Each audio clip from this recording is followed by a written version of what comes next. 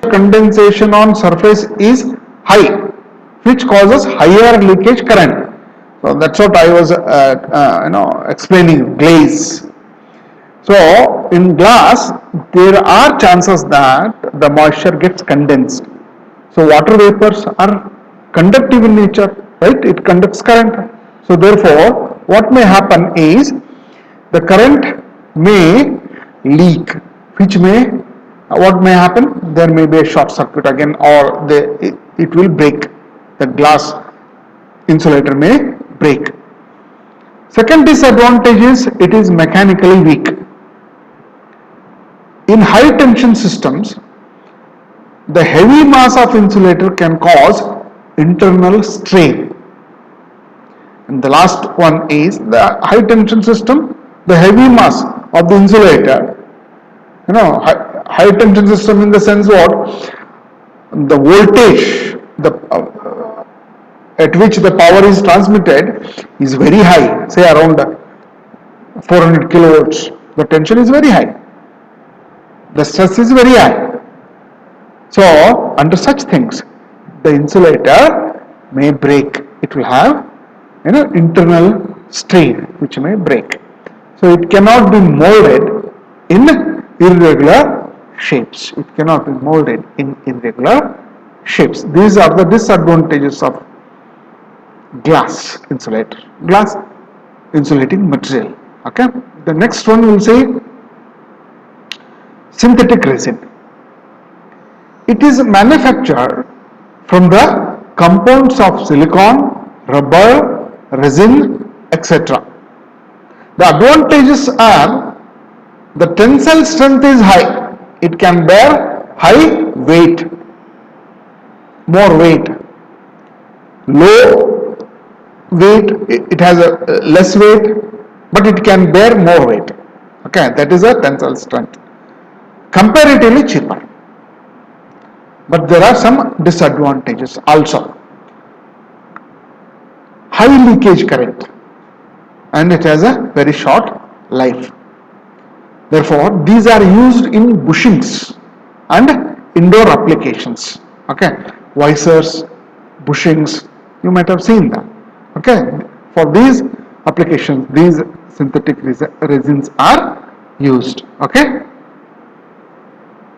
Now let us see what are the different types of insulators that are being used for the overhead transmission line.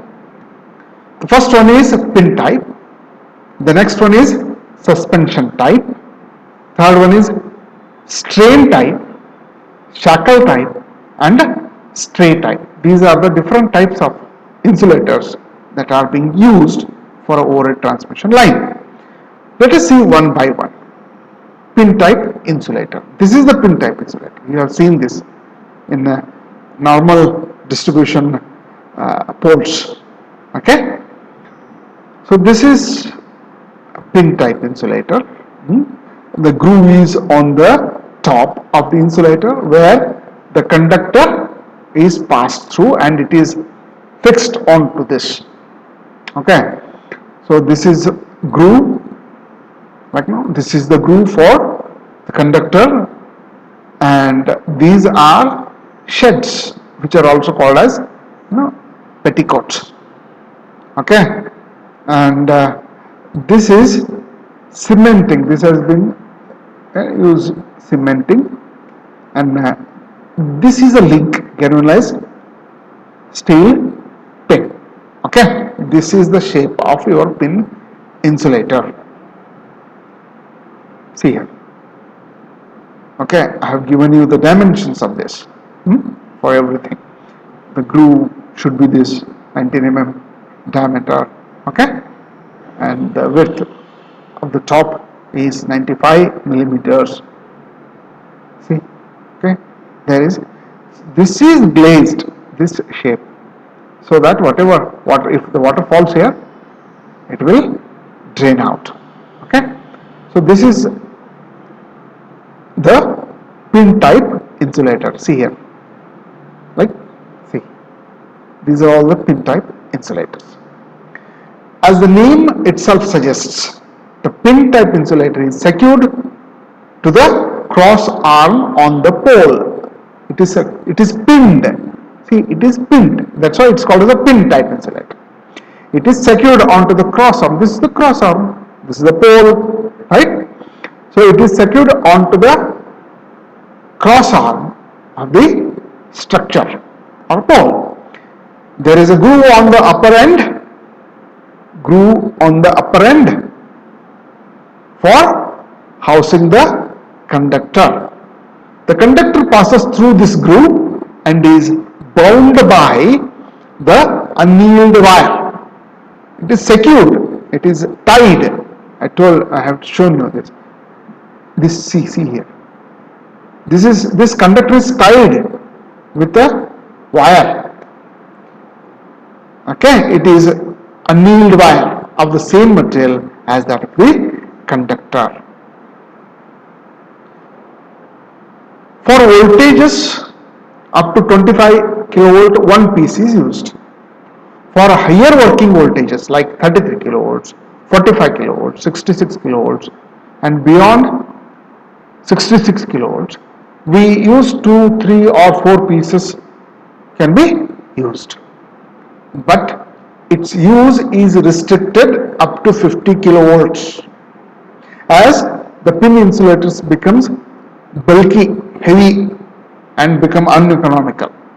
Therefore, its use is restricted only up to 50 kilovolts. Next comes suspension type insulator. Say this is glass, okay, and what is this? Porcelain. Okay, this is made up of porcelain, whereas this is made up of glass. Suspension type of insulator. See, these are the bunch of insulators. This end is secured to the support tower, and through this we pass conductor, or the conductor is connected to this hole. Okay.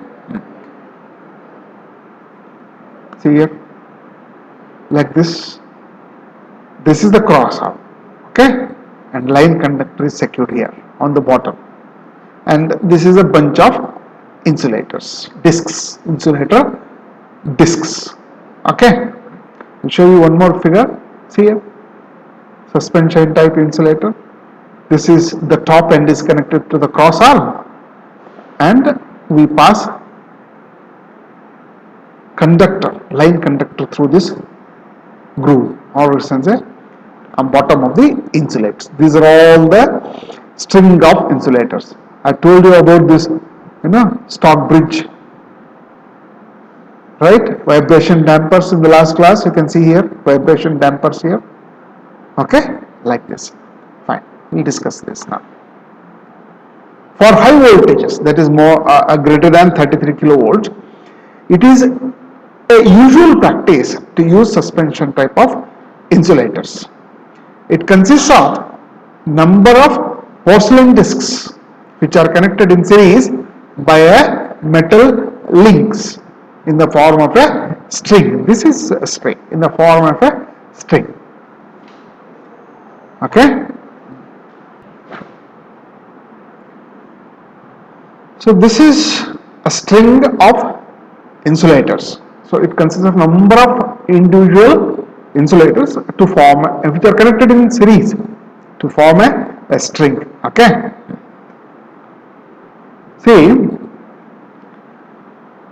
the conductor is suspended at the bottom end of the string, while the other end of the string is secured to the cross arm of the tower. Each unit or disc is designed for a low voltage, say up to 11 kilovolts. That means each disc can withstand up to 11 kilovolts. The number of discs in series would obviously depend on the working voltage. If I transmit the power at 110 kilovolts, then how many insulators we require? Discs we require 11 kilovolts per disc. 10 discs we require so that it can withstand up to 110 kilovolts. Okay.